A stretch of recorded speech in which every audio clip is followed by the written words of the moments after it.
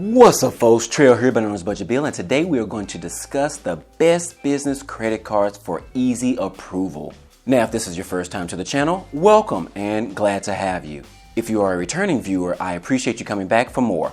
Hope that you are subscribed. On this channel, we talk about finance, credit cards, leveraging other people's money, real estate, and smashing the like button. So without further ado, let's jump right into the video.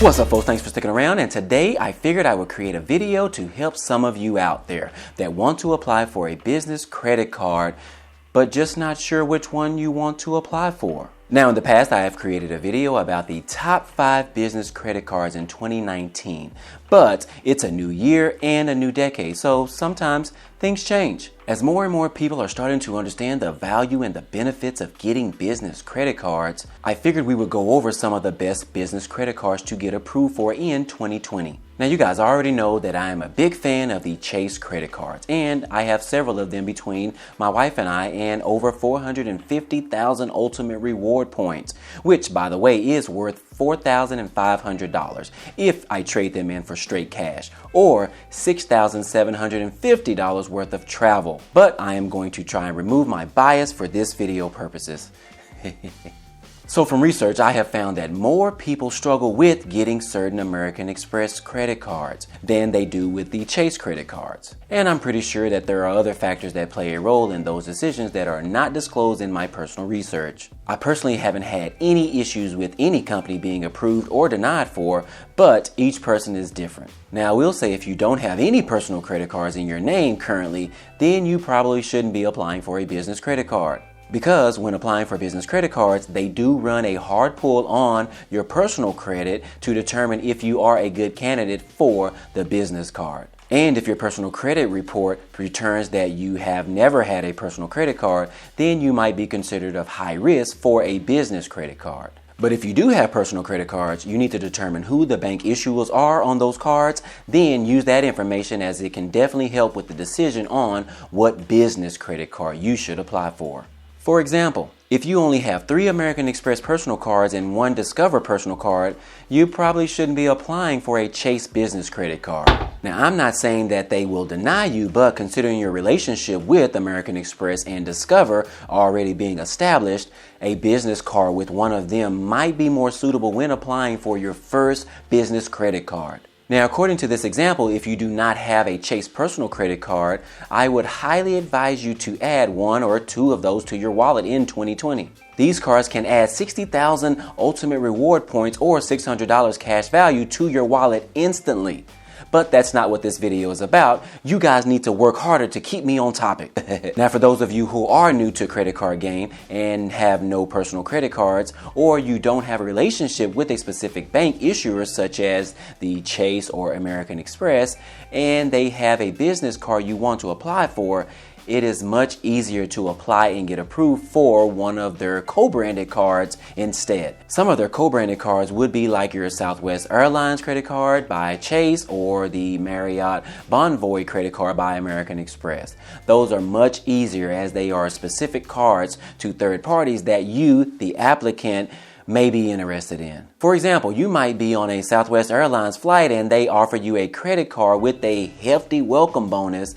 The odds of being approved are much higher than a generic Chase Inc. business credit card. And obviously, since you are already on a Southwest Airlines flight, you would appear to use the card on your next Southwest flight purchase. Now, you can still attempt to apply for a direct Chase or American Express business card, but the co-branded cards are just much easier to get approved for.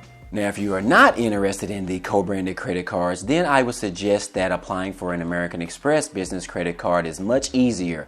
2 of my clients earlier this year were new to the credit card game, and I had them apply for their first Chase business credit card. Now, they had decent credit scores, but no prior Chase or American Express credit cards.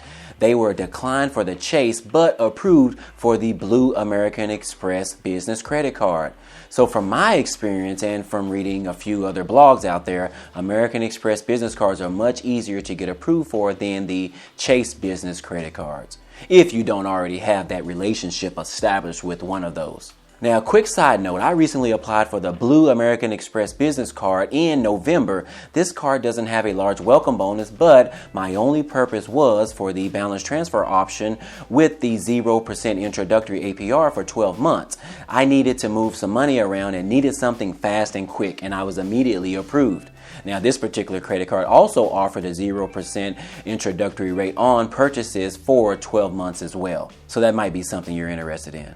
Now, you also have some other big players out there such as Citi, Discover, and Capital One business credit cards. But be mindful that word on the street is that Discover and Capital One may report your business credit card information to your personal credit report. So this can potentially hurt you depending on your criteria and definitely cause havoc for you in regards to the Chase 524 rule. I personally have a couple of Citi business credit cards and they do not report or affect my personal credit report. So if you are a traveler that loves to travel with American Airlines, then perhaps the Citi Business Advantage Platinum card is a great option for you, especially if you apply for one of these on an American Airlines flight. I was recently targeted for this card by mail with a welcome bonus of 75,000 bonus miles after spending $5,000 within the first 150 days. I had to jump on that offer as they kept sending me multiple letters in the mail. Now, regarding the Discover or the Capital One business credit cards, I've heard that these are pretty easy to get approved of and they hardly ever decline people. So these could be a viable option for you if it fits your criteria. But the benefits they offer are not as great as the Chase and American Express business credit cards.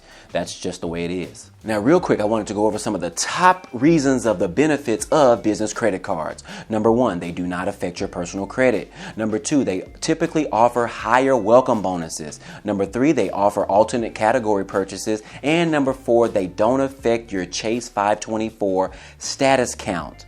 Those are definitely important reasons as to why you guys need to have a business credit card in your wallet, especially going in 2020. So in summary, to sum everything up, if you have a relationship with a certain bank, then choose their business credit cards as your first option.